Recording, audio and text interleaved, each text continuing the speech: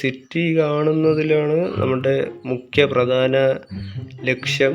ഒരു കാറ് കിട്ടിയതാണെങ്കിൽ പോവായിരുന്നു, ഒന്ന് ചുറ്റി.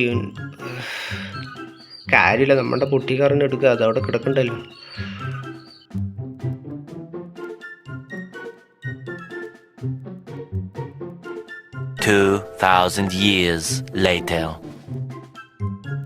അറ്റ് ലാസ്റ്റ് നമ്മളവിടെ എത്തിയിരിക്കുന്നു.